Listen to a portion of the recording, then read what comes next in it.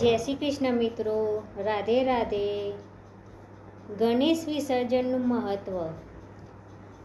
તો ગણેશ વિસર્જનનું આજે આપણે મહત્ત્વ જાણીશું. પૂજાનું મહત્ત્વ અને શુભ સમય અને વિધિ. તો ગણેશ વિસર્જનનું મહત્ત્વ સનાતન ધર્મમાં ભગવાન ગણેશને જ્ઞાન, વાણી, બુદ્ધિ અને સમૃદ્ધિના દેવતા માનવામાં આવે છે. કોઈ પણ શુભ કાર્યમાં સૌથી પહેલાં ભગવાન ગણેશજીની પૂજા કરવામાં આવે છે. એવું માનવામાં આવે છે કે ગણેશજીની પૂજા કરવાથી દરેક પ્રકારની સમસ્યાઓનો અંત આવે છે. ગણેશ પૂજા દ્વારા વાસ્તુ સંબંધિત તમામ પ્રકારના દોષ તરત જ દૂર થઈ જાય છે. ધાર્મિક માન્યતાઓ અનુસાર ભગવાન ગણેશનો જન્મ ભાદ્રપદ શુક્લ પક્ષની ચતુર્થી તિથિએ થયો હતો. આ કારણથી ગણેશ ચતુર્થીના દિવસે ઘરમાં ભગવાન ગણેશની મૂર્તિની સ્થાપના કરીને 10 દિવસ સુધી તેમની પૂજા કરવામાં આવે છે.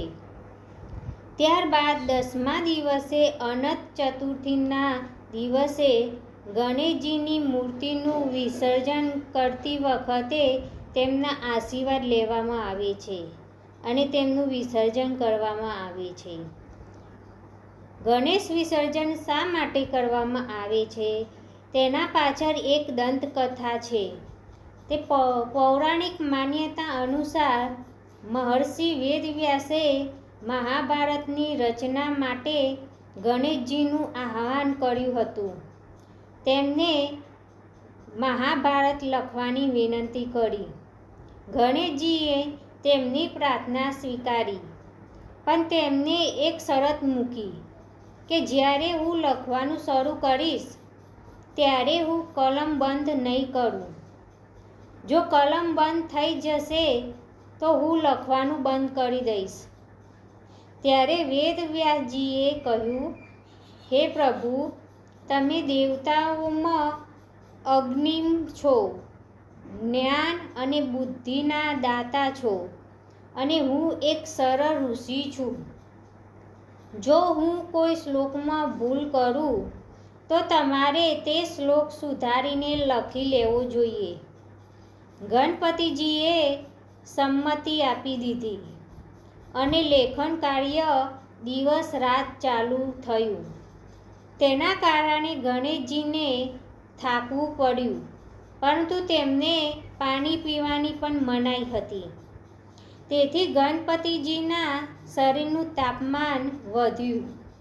તેથી વેદવ્યાસે તેમના શરીર ઉપર માટી લગાવી અને ભાદ્રપદ શુક્લ ચતુર્થીના રોજ ગણેશજીની પૂજા કરી. માટીના લેપને સૂકવવાથી ગણેશજીનું શરીર કડક થઈ ગયું, જેના કારણે ગણેશજીનું નામ પાર્થિવ ગણેશ પણ પડ્યું. મહાભારતનું લેખન કાર્ય 10 દિવસ સુધી ચાલ્યું અને લેખન કાર્ય અનંત ચતુર્દશી પર પૂર્ણ થયું. જ્યારે વેદવ્યાસે જોયું કે ગણપતિના શરીરનું તાપમાન હજુ પણ ઘણું ઊંચું છે અને તેમના શરીર ઉપર પડેલી માટી સુકાઈ રહી છે અને પડી રહેલી છે, ત્યારે વેદવ્યાસે તેમને પાણીમાં ફેંકી દીધા. સ્નાન કરાવ્યું. આ 10 દિવસો દરમિયાન વેદવ્યાસે ગણેશજીને ખાવા માટે વિવિધ વસ્તુઓ આપી.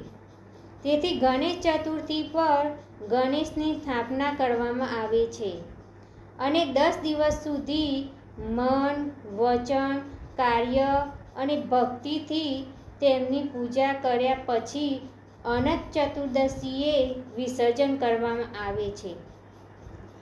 આ વિસર્જન કરવામાં ગણપતિના નારા બોલતા બોલતા તમારે વિસર્જન કરવા જવાનું છે. ત્યારે આ નારા બોલતા બોલતા, ગાતા ગાતા, સંગીત ગાતા ગાતા, બોલતા બોલતા તમારે વિસર્જન કરવાનું છે અને તમારે મનની કોઈ બી ઈચ્છા હોય તો ગણપતિના કાનમાં તમે કહેશો તો તમારી મનોમન ઈચ્છા પૂરી કરશે ગણપતિ બાપા. અને વિસર્જન કરતી વખતે તમારે એટલું જ ધ્યાન આપવાનું, બોલવાનું છે કે ગણપતિ બાપા અમારી કોઈ ભૂલ ચૂક થઈ ગઈ હોય તો અમને માફ કરજો અને આવતા વર્ષે ફરીથી પધારજો. જય ગણપતિ બાપા.